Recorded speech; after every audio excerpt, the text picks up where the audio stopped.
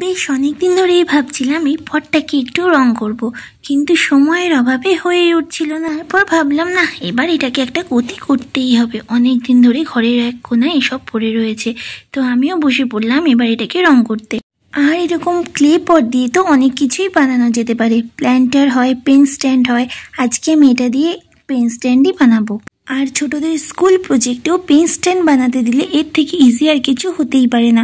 খুব সহজেই বাড়িতে তোমরা এরকম বানিয়ে নিতে পারো। তো আমি এটাকে আগে রেড কালার করে নিলাম, ভেবেছিলাম ব্ল্যাক করব, কিন্তু ব্ল্যাক ফেব্রিক ছিল না, তো রেডই করতে হলো। উপরে হোয়াইট ফেব্রিক দিয়ে একটা বেসিক কলকা এঁকে নিয়েছি। ফেব্রিকটাকে আমি একটু মোটা মোটা করে চাপিয়েছি যাতে ইজিলি এটা ভরাট হয়ে যায়। আর তারপরে আমি নিয়ে নিয়েছি, আমার কাছে ছিল কিছু কাঁচ আর লেস। এবার লেস আর কাঁচটাকে আমি এর মধ্যে বসিয়ে দেবো।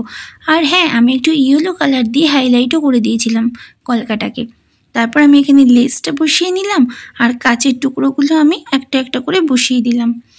ব্যাস তৈরি হয়ে গেল আমার পেন স্ট্যান্ড। এটা কিন্তু প্ল্যান্টার হিসেবে ইউজ করা যেতে পারে। তো দেখতেই পেলে কাজটা কতটা ইজি। ভালো লাগলে তোমরাও বাড়িতে চটপট বানিয়ে ফেলো। আসবো নতুন একটা ভিডিও নিয়ে। বাই।